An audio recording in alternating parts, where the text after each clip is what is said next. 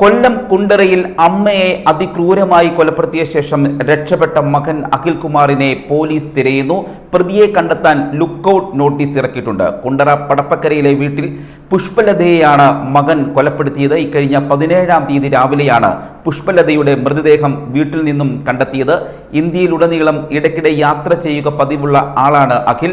അതിനാൽ തന്നെ ഇയാൾ കേരളം വിട്ടുപോയിട്ടുണ്ടെന്നാണ് പോലീസിന്റെ പ്രാഥമികമായ നിഗമനം. അഖിൽകുമാറിനായി സംസ്ഥാനത്തിന് അകത്തും പുറത്തും പോലീസ് അന്വേഷണം വ്യാപിപ്പിച്ചിരിക്കുകയാണ്. രാജ്യത്തിന്റെ പല ഭാഗങ്ങളിലും യാത്ര നടത്തി ശീലമുള്ളയാളായതിനാൽ പ്രതിയെ കണ്ടെത്താൻ ലുക്കൌട്ട് നോട്ടീസ് പുറപ്പെടുവിച്ചിരിക്കുകയാണ് പോലീസ്. ഇപ്പോൾ ലഹരിക്ക് അടിമയായ അഖിൽ പണം നൽകാത്തതിന്റെ പേരിലാണ് അമ്മ പുഷ്പലതയെ ക്രൂരമായി കൊലപ്പെടുത്തിയതെന്നാണ് പോലീസ് പറയുന്നത്.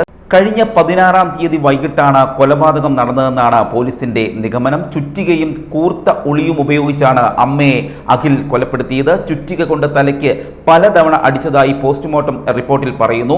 കൊലപാതകത്തിന് ശേഷം Akhil mobile phone switch off ആക്കി ഒളിവിൽ പോകുകയായിരുന്നു. പ്രതിക്കായി കുണ്ടറ പോലീസ് ലുക്കൌട്ട് നോട്ടീസ് പുറപ്പെടുവിച്ചിട്ടുണ്ട്.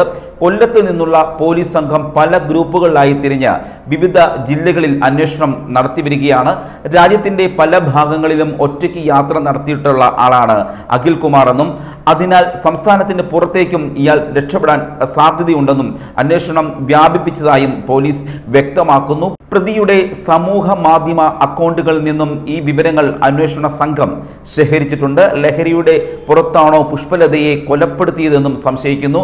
അമ്മയെ കൊലപ്പെടുത്തിയ കേസിന് പുറമെ മുത്തച്ഛൻ ആന്റണിയെ ആക്രമിച്ചതിന് പ്രതിക്കെതിരെ കൊലപാതക ശ്രമ കുറ്റവും ചുമത്തിയിട്ടുണ്ട്. തലയ്ക്ക് ഗുരുതരമായി പരിക്കേറ്റ ആന്റണി തിരുവനന്തപുരം മെഡിക്കൽ കോളേജ് ആശുപത്രിയിൽ ചികിത്സയിൽ തുടരുകയാണ്.